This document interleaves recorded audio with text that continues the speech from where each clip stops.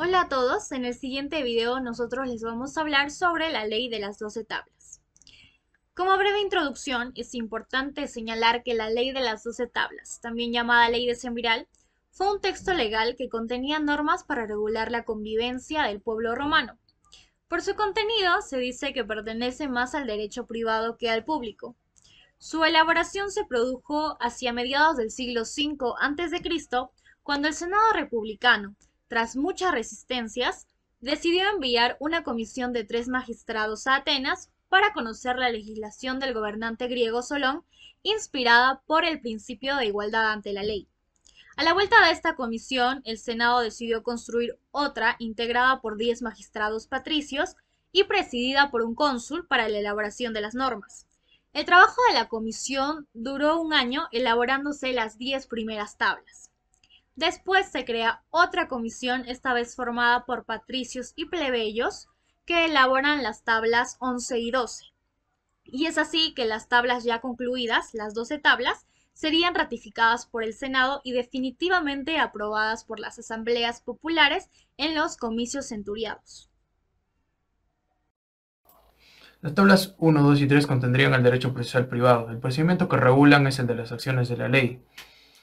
En las acciones judiciales, en virtud de la ley de las 12 tablas que utilizaban los ciudadanos romanos para la defensa de sus derechos. Esta se caracterizaba por ser extremadamente formal. Ambas partes en una sentencia tenían que nombrar determinadas palabras, a veces muy complejas, obligatoriamente para tener la oportunidad de ganar su litigio.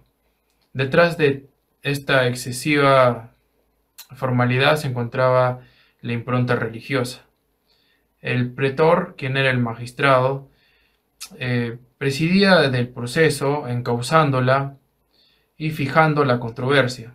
El juez, el árbitro privado, dictaba la sentencia y era un ciudadano elegido común por ambas partes.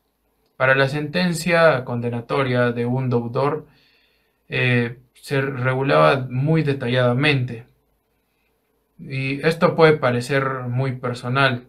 Sin embargo, trata y viene desde el fruto de la concepción de la ley de las 12 tablas por plebeyos y patricios, ya que los plebeyos solían ser los deudores y esta regulación consideraba un acto de seguridad jurídica, ya que un plebeyo, al ser incompetente, sabía.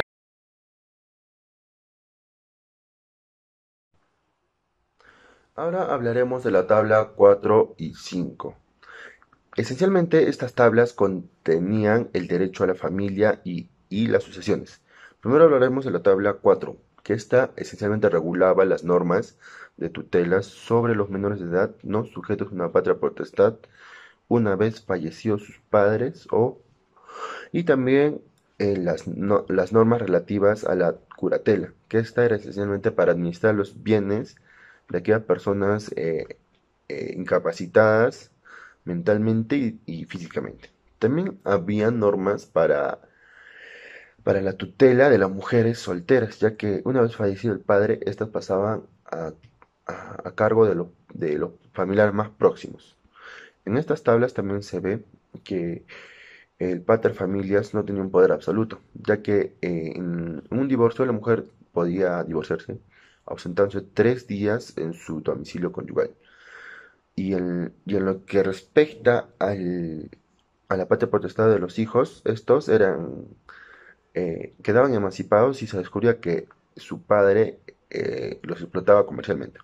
Ahora en materia de sucesiones, se da, se da preferencia a la sucesión testada en relación a la sucesión intestada, ya que la sucesión intestada, que en esta se establecía en la ley que los primeros herederos eran los herederos siu, o sea, los hijos, y la esposa que también se tomaba como una hija. Si no había estos herederos, se heredaba a los agnados más próximos del fallecido. Y si no había herederos agnados, se heredaba a los gentiles, aquellas personas que tenían el mismo gentilicio o apellido o de la misma gens del fallecido. Bien, continuamos con la tabla 6 y 7. La tabla 6 y 7 estarían enfocados en el ámbito de los negocios jurídicos de aquella época, que serían el derecho de obligaciones y los derechos reales. El derecho de obligaciones regularía el negocio jurídico del nexum. Este consistía en que el deudor asume la obligación de hacer la prestación al acreedor y en caso de incumplimiento quedaría sometido a la potestad del acreedor sin necesidad de sentencia judicial alguna. Por el contrario, en la stipulatio sponsi, en la que el deudor asume la obligación de hacer la prestación al acreedor, y en caso de incumplimiento, el acreedor podía ejercitar una acción judicial para obtener una sentencia después del juicio. En el campo de los derechos reales se regularían la emancipatio y la injurisectio, negocios jurídicos que hacían posible la transmisión de la propiedad de la res mancipi, que son los medios de producción como capital, trabajos, fincas o esclavos. Estos negocios estaban rodeados de solemnidades para transmitir la propiedad. No bastaba solo con un contrato de compra y venta, sino que había que realizar alguno de estos dos negocios para que la propiedad se transmitiese de modo pleno, que serían la emancipatio y la usucapio. La emancipatio consistía en realizar el negocio jurídico ante un libre pens, que significa el que porta la balanza, y 5 testigos que tenían que ser ciudadanos romanos varones mayores de 18 años. La injurisectio se realizaba ante el pretor, que actualmente actuaría como un notario, dando fe pública del negocio, y la usucapio consistía en la adquisición de la propiedad por buena fe y por el paso del tiempo, y con justo título, 2 años para bienes inmuebles y 1 año para bienes muebles. Además, la tabla 7 también contendría normas relativas a relaciones de vecindad entre fincas colindantes. Prosiguiendo con la exposición, las tablas 8 y 9 contendrían el derecho penal de la época. En sí, se caracterizan porque tienen tanto normas muy arcaicas como normas muy modernas, en la cual esto provoca o refleja un periodo de transición. Estas tablas aparecen implícitamente en la distinción de 2 ámbitos: el derecho penal, el derecho público y el derecho privado. El público se ocuparía de los crímenes o ilícitos penales, que eran atentados contra el pueblo romano. Uno de ellos muy conocido era el perduelio, que era la alta traición al pueblo romano. O ilícitos más graves como el parricidio, matar a un miembro de la familia. En sí, los crímenes eran perseguibles de oficio y sancionados con la pena capital o con el exilio. Tanto como el derecho privado se ocuparía de los delicta, los ilícitos privados, que eran de menos gravedad y de persecución a instancia de la víctima o de sus familiares.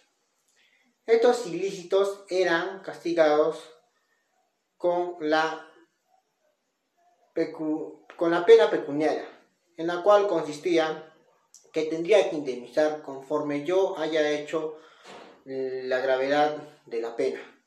O sea, tenía que pagar una reparación civil, como se le dice. Los delitos serían daños a terceros, como el furtum, la inuria o el delito de lesiones. En la tabla 9 establece que nadie puede gozar de privilegios. Todos somos iguales ante la ley.